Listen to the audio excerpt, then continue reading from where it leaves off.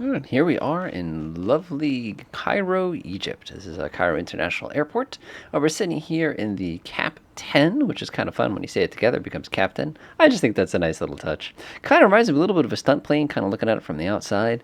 But when you climb on the inside, you realize it's a little bit more conventional of an aircraft. It definitely is rated for some kind of stunt work. At the same time, as looking at some of this instrumentation here, it's a little bit more traditional.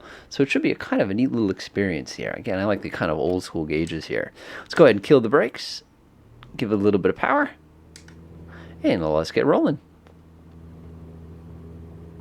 First thing I noticed, other than the traditional instrumentation, is the existence of kilometers per hour as our airspeed indicator.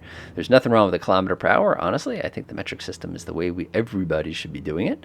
But it's just kind of neat to see inside of aircraft because that's usually not something we see right away. Take a look around the interior of this airplane now that we've got ourselves airborne. Looks like, again, you have to be a very, very thin child to kind of fit in the back seat. But other than that, it's pretty good. This aircraft is, believe it or not, powered by the same engine that powers the Cessna 172. This is the Lycoming 360. Pretty good sized engine for something this small. Let's go ahead and reduce the RPM just a teeny tiny bit. This is not a constant speed propeller, so if you want to adjust that, you have to actually adjust the manifold pressure manually. And that's going to put us right at about 2500 RPM. Now we're moving pretty quick here.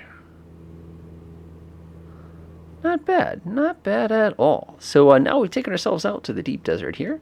Actually, it's not really the deep desert. Anybody who's been to this part of Egypt can say it's actually relatively lush. Getting bounced around pretty bad by some turbulence here, but nothing too scary.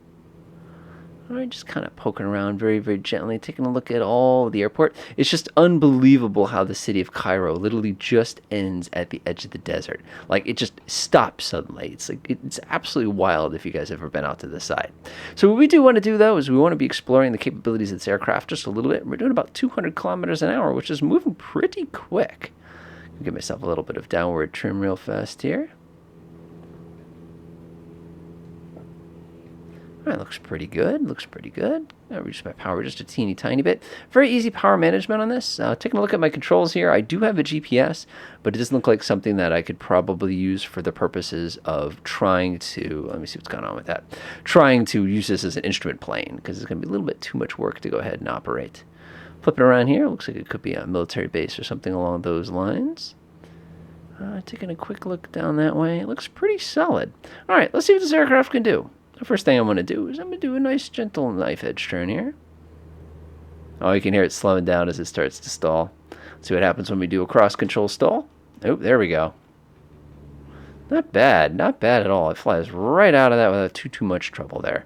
Awesome. Let's go ahead and try everybody's favorite split S. Wow, that is responsive aileron control. Ooh. Sorry, wings. Yeah, I probably popped half the rivets on the left wing there when I did the last maneuver. Yikes. Let's go ahead and pick up a little bit of speed. Take ourselves in a nice little corner here. All right, that's looking pretty good. That's actually looking really good.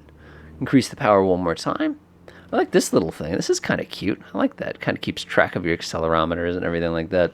All right, let's go ahead and take this plane into a stall and see what happens next. I'm always kind of curious, especially with GA planes, to see just how they behave. I like how inclinometer is basically freaking out right now. I'm sure we have a control issue somewhere in there. This is the only flight sim I've ever had that has that kind of an issue. There's my word. I love the red light. That's a good touch. Pull the nose up. What is it going to do? Oh, classic. Oh, that looks strange. That looks a little strange, actually. Huh. That was weird, but it's all right. Okay, so that wasn't too bad. Let's go ahead and try a little bit of an acrobatic maneuver here. Pull the nose up here, nice and steep. And let's just push ourselves right over. Wow. That's responsive. I almost like this better than the extra for those kind of purposes. Surprised we didn't get more angry of warning lights or anything like that.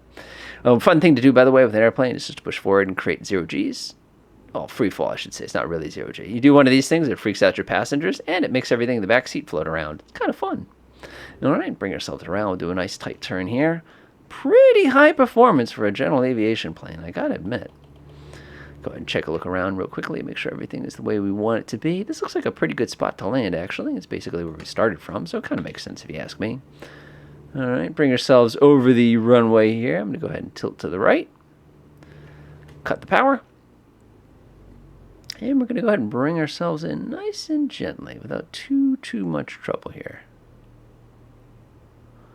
There we go. Not bad. I love how you can just sort of like hover like a couple feet off the ground with these aircraft. Again, when there's no wind pushing you all over the place, it just makes it much simpler. Did we ever hit the ground yet? There it is. I got 2 landings out of this one. Sweet. Can't wait to put that in my logbook. Give it a little hit, and I'm amazed we did not ground loop it. Not bad. This is definitely an aircraft worth some more consideration. I know I've said that a few times, but the big thing here is I appreciate the fact that it's got a traditional GPS, traditional loadout, and it's not a difficult handler. It's not bad. Whoa, don't strike the propeller. Gotta, safe. All right, enjoy.